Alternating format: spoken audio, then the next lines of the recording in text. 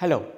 In the last few lectures, we have been talking about low pass filters. In the low pass filter, we discuss about different types of filter realizations such as Butterworth, Chebyshev, Bessel filter and elliptic filters. We saw how to find G parameters for these different Butterworth and Chebyshev filter. For Butterworth, the expression for G parameters was very simple.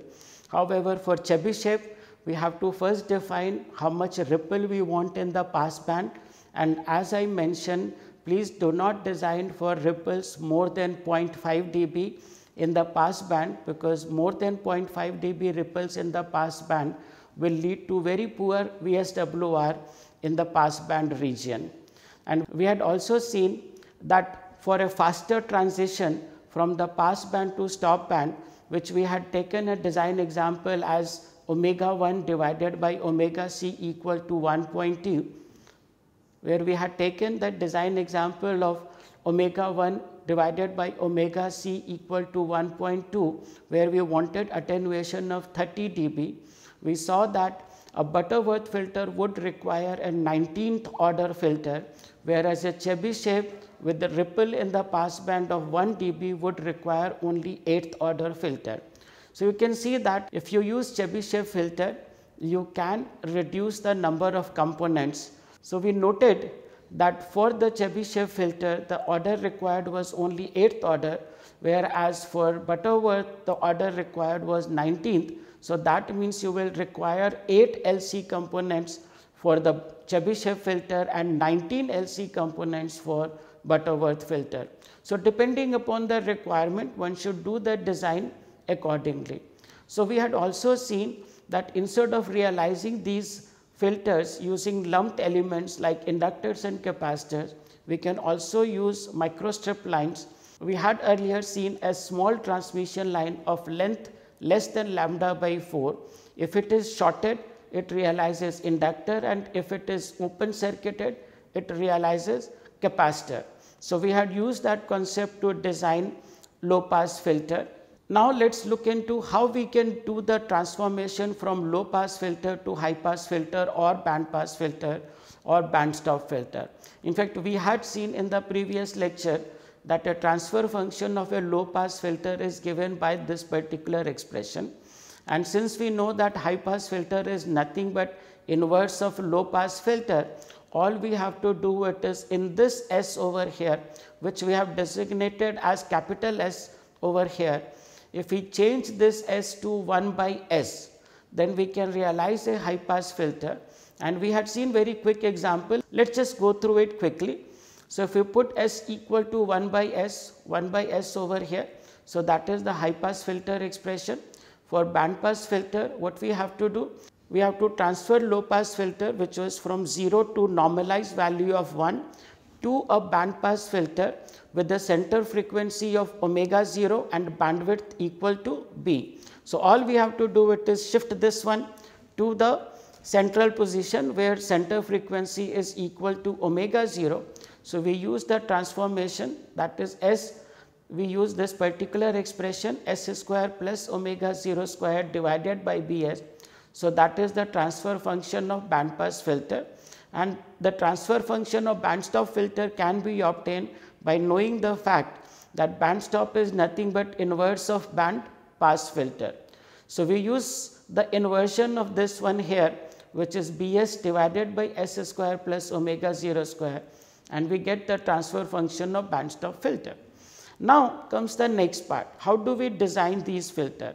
Since we have already found out the G parameters for low pass filter, we can use this concept of frequency transformation to design high pass filter, band pass filter and band stop filter.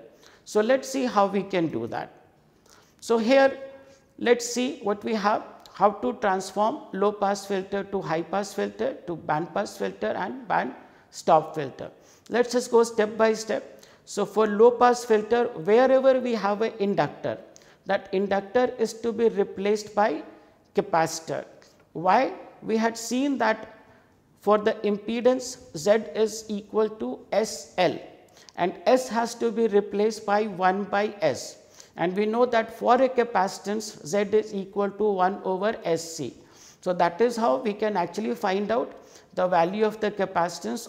So, we can find the value of the capacitance by using this particular expression, or I will show you in the next slide how to use the G parameters itself to find the new values of the high pass filter component. So, inductor becomes capacitor, capacitor becomes inductor. For band pass filter, wherever there is an inductor, that is to be replaced by series L and C, and wherever there is a capacitor, it is to be replaced by parallel LC combination. For band stop filter, inductor has to be replaced by parallel combination of inductor and capacitor, and the capacitor has to be replaced by series combination of inductor and capacitor. As you can see, again, from band pass filter to band stop, you have to do, you can say, the cross of this. So, this is because of the reason that band stop filter is nothing but inverse of band pass filter.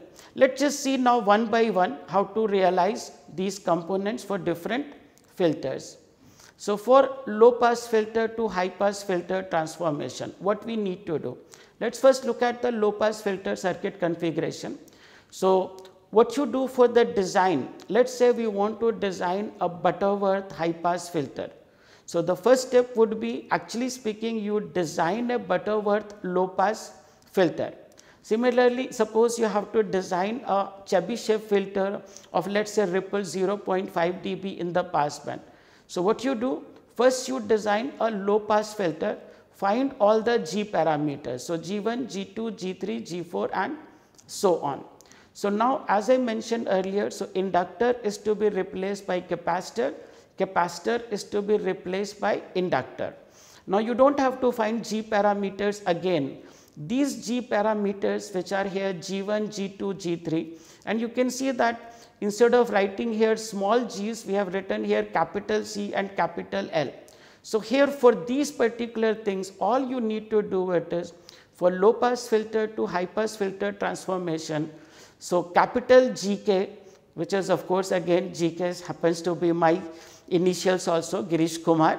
So, capital GK can be obtained by simply equal to 1 divided by GK. So, these small GKs are corresponding values of G parameters. So, for example, CK dash is nothing but equal to 1 by G1, this will be 1 by G2, 1 by G3 and so on. And after that, once you know what is CK, which is equal to 1 by G1, simply use that impedance frequency scaling transformation to obtain the values of C. Let us see how now we can do the thing from low pass filter to band pass filter. Again, what you do? You have to design, let us say, a Butterworth band pass filter. So, you design a Butterworth low pass filter, or you want to design a Chebyshev band pass filter, then you design first Chebyshev low pass filter. Find all the G parameters. So, G1, G2, G3, G4. Now, this G1, which I have actually represented here as capital LK, but this inductor has to be replaced by combination of inductor and capacitor. So, do not get confused, this LK dash does not mean inductor and capacitor, but actually speaking this is simply representation of this over here. Okay. So, inductor has to be replaced by series inductor and capacitor, and the capacitor over here, which has been now termed as CK, that capacitance corresponding to this number here is to be replaced by parallel combination. So, how does this really happen? How this G1, which is inductor, gets transformed to series component? So, for that, let us just see what we had done. For the transformation from low pass filter to band pass filter, we had used the expression that S was transformed to this particular expression. Now, for inductor, we know that what is Z? Z is equal to S times G1, because here G1 represents inductor. So, now substitute the value of S by this particular expression, which is the transformation from low pass filter to band pass filter. Now, simplify this here, we can see that there is a S square in the numerator and in the denominator we have S. So, separate this out, this will become S G1 divided by B, and if you look at the plus term, after that the next term is omega 0 square divided by BSG1. Now, for impedance we can represent these terms as series combination of inductor and capacitor. Inductor is defined as SL, whereas a capacitance is defined as 1 by SC. So, if we now compare this equation with this here, we can say that L is nothing but equal to G1 by B, and what is C equal to? You can see that 1 by SC. So, S is here. So, C will be B divided by omega 0 square multiplied by G1. Okay. So, this is how you can find the values of L and C.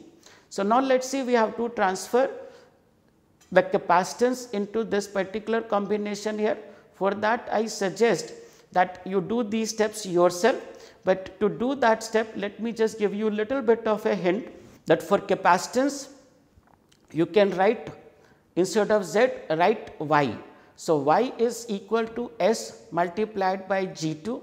So, over here then S will become this particular term and this will be G2. Remember, now this is Y, and in Y if we have to add the two components, they will be in shunt. Okay. So, that is how these two comes in parallel, or we can say these two are in shunt, then only they are added. Okay. So, this process is similar. So, you follow the same thing for inductors and capacitor for all these components, and that way you can find out the corresponding values of LC components for band pass filter. Now, for band reject filter, I leave that exercise for you people to do it. So, we know that band reject filter is nothing but inverse of band pass filter. So, simply use the inverse of this particular transformation, simplify in this particular manner, you can find out the components of band reject filter. So, now let us just take an example. So, this is a third order Butterworth band pass filter, which we took as an objective to be designed at 100 megahertz, because that is easy then to transfer to any other frequency. So, the first step is that you actually design a third order low pass filter, okay, at 100 megahertz, or you can actually speaking design it for the normalized frequency omega equal to 1. So, the first step would be that you design a third order low pass filter at normalized frequency omega equal to 1, and here just to show you what we have here. So, think about a low pass filter would be a capacitor, then inductor, capacitor, and now you just look at the transformation. Inductor was replaced by series combination of inductor and capacitor. A capacitor, what was supposed to be here, is now replaced by parallel combination of inductor and capacitor. It is just shown slightly different way. You can see here this is ground, this is ground. So, had we drawn this particular thing on this side, this capacitor will be over here and this capacitance will be over here. So, capacitance in case of low pass filter is replaced by inductor in parallel with capacitance. Inductor in case of low pass filter is replaced by series inductor and capacitor, and the capacitor for low pass filter is replaced by inductor in parallel with capacitance. And now, for the transformation we have used the bandwidth as 20 megahertz. Now, I just want to tell you that whatever those design value comes out to be, they are not practically available in the market. Okay. So, what we have done, we have actually chosen L and C values which are practically available, and these values are chosen close to what were the designed values. So, you can see here these are the values which are relatively available in the market. So, you can see here this is 27 nanohenry, this is 100 picofarad, 8.2 picofarad. So, this is 330 nanohenry inductor, and these values are same as these value over here. Now, these are readily available component values. However, when you take these values, as we will see in the next slide, the center frequency does not remain precisely 100 megahertz, but we will see what are the shift. Now, this particular thing has to be now fabricated. So, we have actually designed a general purpose PCB, and I just want to mention to you that this general PCB we had designed for low pass filter, band pass filter, band reject filter, attenuators also, which we will discuss in the later lectures. So, let us see what we have done here. So, here this is the input port, this is the output port, and the width of this particular line must be chosen corresponding to 50 ohm characteristic impedance. So, you can see here corresponding to this point here, a SMA connector has been connected here, the center of that pin is soldered over here for the output. You can see that at the output SMA connector is connected. So, now what you see over here, these are the basically pads where we can put the components. Now, what we have here, you can see at the bottom side there are several plated through holes. Okay. So, basically these are done to provide proper grounding from the top to the bottom. Same thing has been done over here also. Now, multiple plated through holes have been taken. The reason for that is if we just put only let us say one plated through hole over here, then shorting happens at this particular point, whereas if we are going to put a component over here, it will see the path length something like this, and that path length may provide additional inductor. Okay. So, this is a general purpose thing, and now you can see from here how we have done the realization. So, you can see here from here there is an inductor. So, this inductor is realized by this air core inductor over here. In fact, this kind of a thing can be very easily realized. All you do it is take one of those transformer windings, and what we have done over here is that just take the refill of the ball pen and wrap it around that, and then of course, you have to do little bit of a calculation to find out the desired value of the inductor.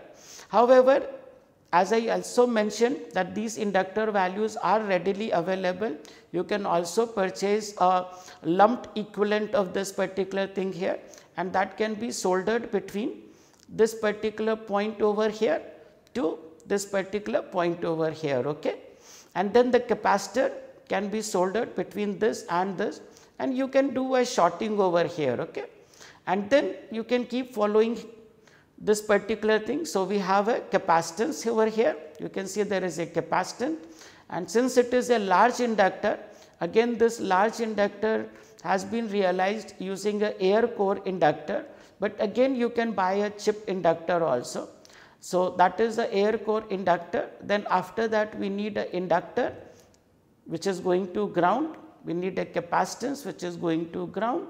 So, that is going to ground, and whatever things you do not need to use, simply put a copper strip and solder that particular portion. So, let us see now what we got. So, first let us just see the simulated results. Now, these simulated results are not for the designed value, these simulated results are for the available component values. So, you can see here this is the plot for, as you can see from here, dot purple line here is for S21. So, this is the S21 simulated. I want to bring to your attention, even though we had designed for 100 megahertz, but because of the available component values, the simulated values shifted slightly. But since this was just for testing the concept, it is okay. So, it is fine, we can do that. Let us see corresponding to this particular simulated S11. So, S11 is shown by blue color. So, this is the S11 plot. You can see that most of the time it is less than minus 15 dB in the desired pass band. But when we did the fabrication, so you can see that there is a little bit of a shift in the resonance frequency. So, this is the S21 measured. So, you can see that this is the measured plot. One can actually see that there is a small shift in the resonance frequency, and also there is a small shift in the measured S11 value also. So, why there is a shift? Because the reason for that is that even though when we buy these readily available components, they do not have 0% tolerance. Majority of these components have 5% to 10% tolerance. So, because of those component tolerances, resonance frequency can change. Another thing I want to mention, that we had taken those finite lengths in between which were acting as pad for these components. So, that also provides series inductor or maybe parasitic capacitance. So, because of that also, generally speaking, resonance frequency decreases slightly. So, when you have to design your next band pass filter or low pass filter, remember that you have to take some of these precautions, that all those line lengths do have parasitic inductance and capacitance, and invariably they try to reduce the designed resonance frequency slightly. So, please take care of these things when you actually do the design. Now, you can see here that lot of inductors, capacitors are required, and then component tolerances and other things play very important role. So, now we look into some of the designs where you do not need inductors and capacitors, but use simply transmission line or modifications of transmission line to realize various filters. So, let us look at these things now. So, here 3 different configurations are shown over here. So, let me go through these things one by one. So, this is a end coupled band pass filter, and this is generally designed when the bandwidth required is less than 5%. I just want to mention here what is percentage bandwidth. Percentage bandwidth is defined by bandwidth divided by center frequency multiplied by 100. Okay. So, end coupled filters are generally designed for narrow bandwidth, which is less than 5%. So, what is this configuration here and why these are known as end coupled?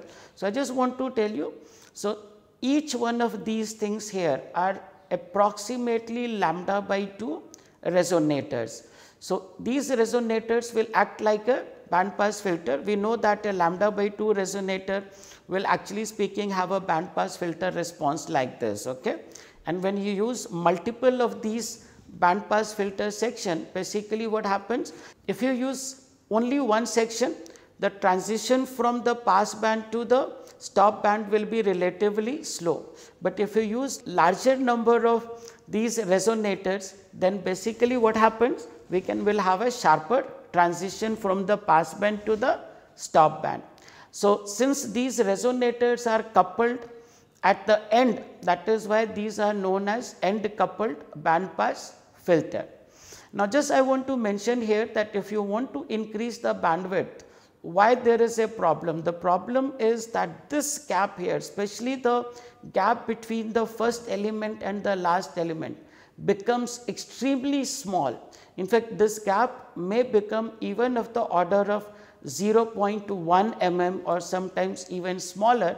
And you know that if you want to realize a 0.1 mm and you go for a PCB fabrication, there are chances that 0.1 mm gap may not be there and the two things will get shorted. Okay? So, that is why generally speaking end couples are used only for smaller bandwidth. However, to increase the coupling, the next step is we use coupled line band pass filter, and generally these are designed for 5% to 20% bandwidth. So, here let us see what we have. Again, these are lambda by 2 resonators, somewhat similar to this concept over here, but now instead of end coupled like this, they are coupled like this. When we had talked about the coupled line microstrip, and we had also talked about coupled line directional coupler, I had mentioned to you that the coupling is maximum between the resonators when this length is equal to lambda by 4. So, you can see that the total length is lambda by 2. So, this lambda by 4 is coupled with this lambda by 4.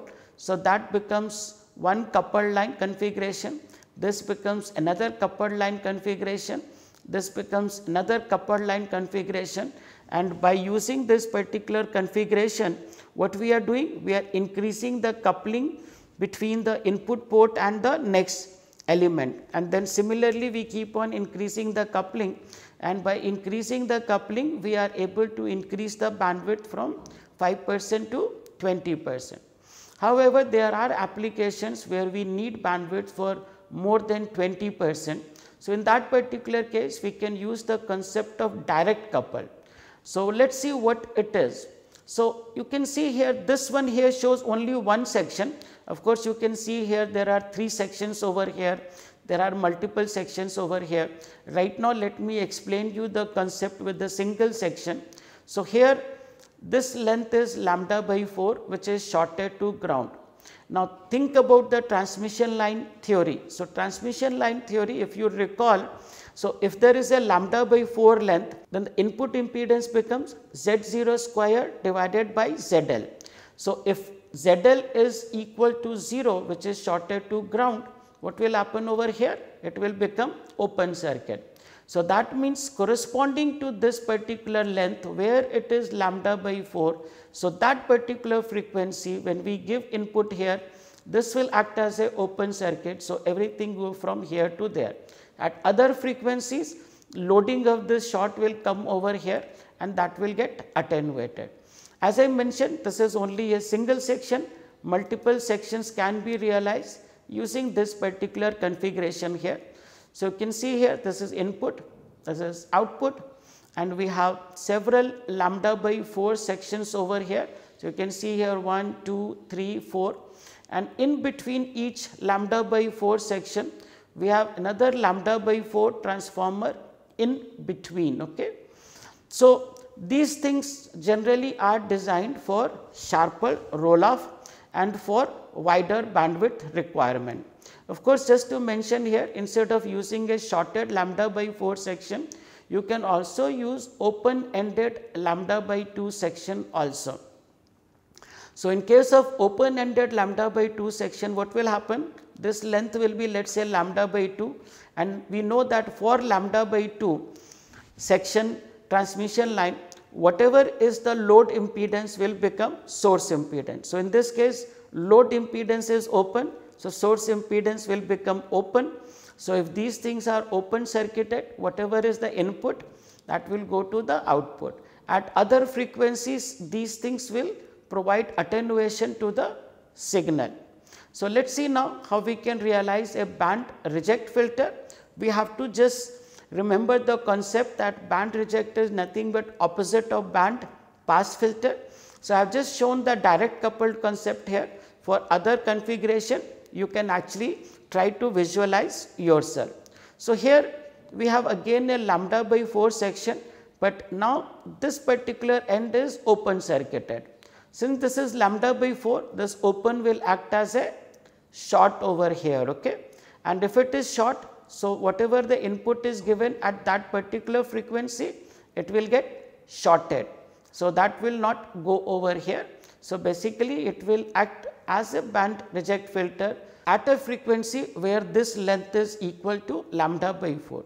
Now, instead of having a length like this, you can always use a bent length also, and the same thing can be done even for band pass filter.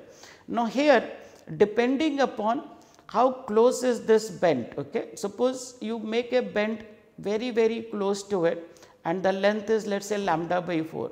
Then there will be two modes of coupling. One coupling will be, of course, direct coupling like this here. Other coupling can be because of the fringing fields, especially if this length is very close to this here. So, you can basically increase the coupling, and also you can make the filter, instead of this width, you can now make it relatively compact. So, we will look at one design example and let us see then what kind of a results we get. In fact, I have given a title slightly different here. This is a band pass filter and band reject filter depending on length. I have given here a little different title. It is a band pass filter and band reject filter depending on length. The reason will be clear in a few minutes. So, let us see what we have done here. So, we have used a low cost FR4 substrate. These are the substrate parameters, and what we have chosen here, line width, which is 1.5 mm here for the 50 ohm line, and this is a lambda by 4 resonator. Width of that has been taken as 0.5 mm. In the next lecture, I will show you what is the effect of changing this particular width, but right now just to tell you, we took this length of the line as 42 mm. Let us see the frequency response of this particular configuration. So, we are giving an input here, this is the output. All we have here is a open circuited line which is of length 42 mm. So, see here, this is frequency and this is the S parameter response. So, let us just look at the green color which shows S21. So, for S21 I have written here band pass filter when L is equal to lambda by 2. I have written here band reject filter when L is equal to lambda by 4 or when L is equal to 3 lambda by 4. So, let us see what are these things. Okay.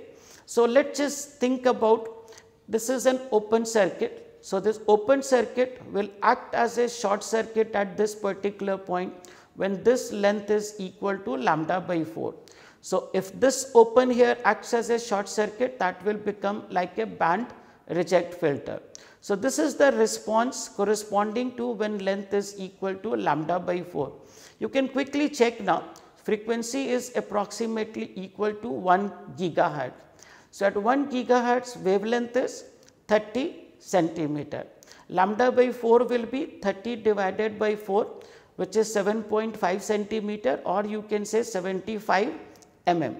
Now, 75 mm is to be divided by square root of epsilon effective of this particular line, not this line, okay, because this is acting as a resonator.